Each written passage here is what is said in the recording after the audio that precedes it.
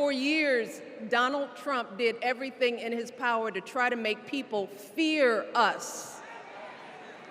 See, his limited, narrow view of the world made him feel threatened by the existence of two hard-working, highly educated, successful people who happen to be black.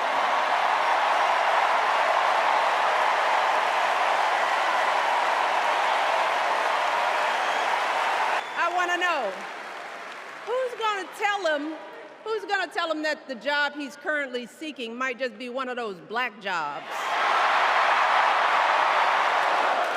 It's the fourth quarter.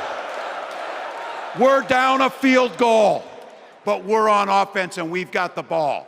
We're driving down the field. And boy, do we have the right team. Kamala Harris is tough. Kamala Harris is experienced, and Kamala Harris is ready. Our job for everyone watching is to get in the trenches and do the blocking and tackling.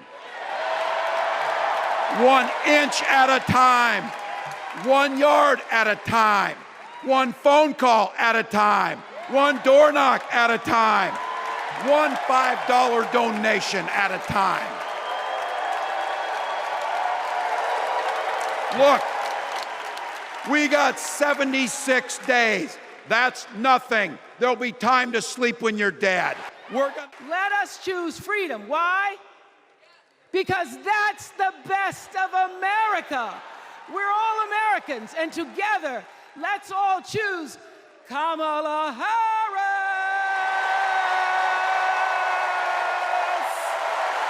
Thank you, Chicago. It has been a constant stream of gripes and grievances that's actually been getting worse now that he's afraid of losing to Kamala.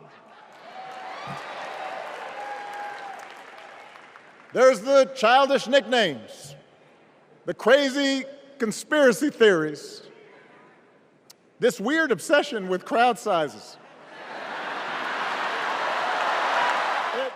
Selecting Kamala was the very first decision I made when I became our nominee. And it was the best decision I made my whole career.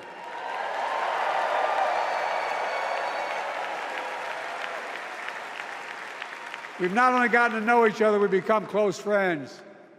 She's tough, she's experienced, and she has enormous integrity, enormous integrity. On behalf of Americans like the people I grew up with, people who work hard, chase their dreams, and look out for one another, on behalf of everyone whose story could only be written in the greatest nation on earth, I accept your nomination to be President of the United States of America. History will remember Joe Biden as an outstanding president who defended democracy at a moment of great danger. And I am proud to call him my president, but I am even prouder to call him my friend. January 6th was a perilous moment for our democracy. Never before had a president of the United States so brazenly assaulted the bedrock of our democracy, so gleefully embraced political violence, so willfully betrayed his oath of office. Let us not forget who assaulted democracy on January 6th. He did.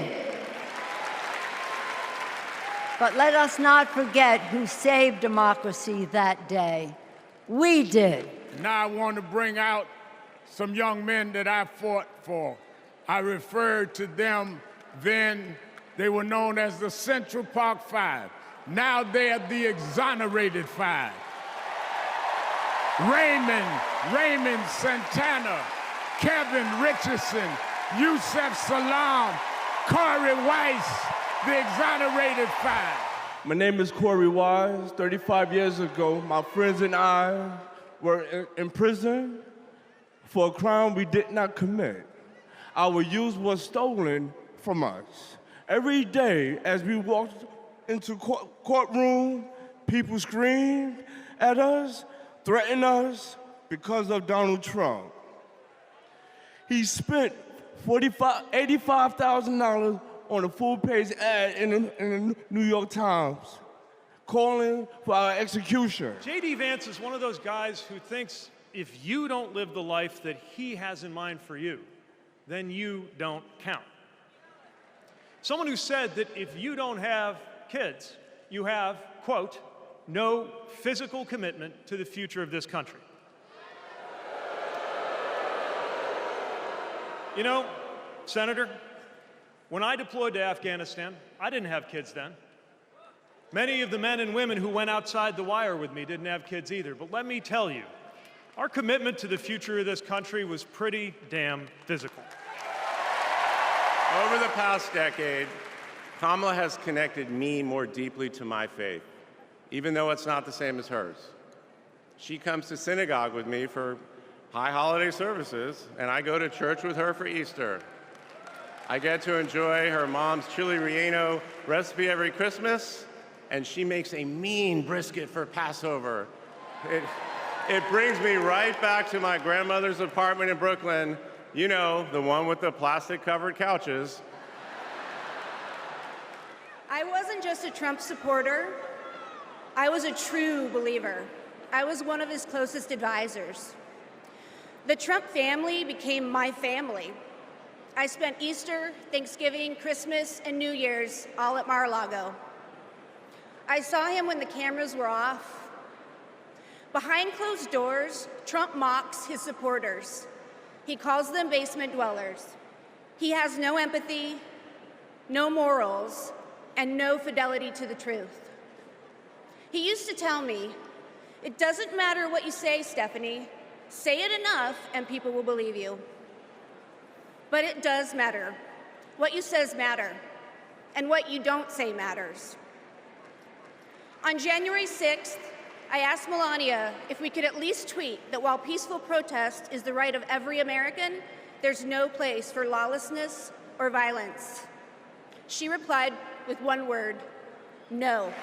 We are the heirs to the greatest democracy in the history of the world.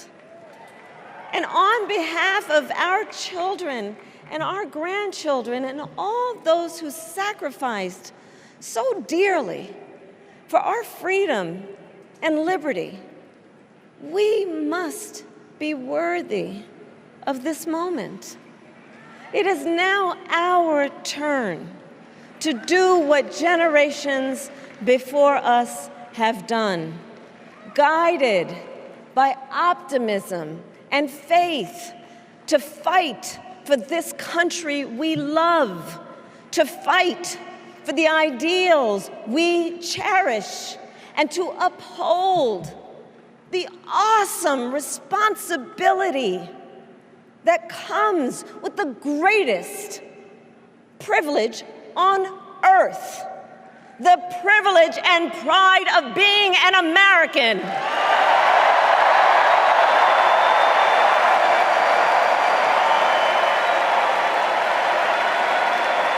So let's get out there, let's fight for it, let's get out there, let's vote for it, and together, let us write the next great chapter in the most extraordinary story ever told. Thank you. God bless you, and may God bless the United States of America.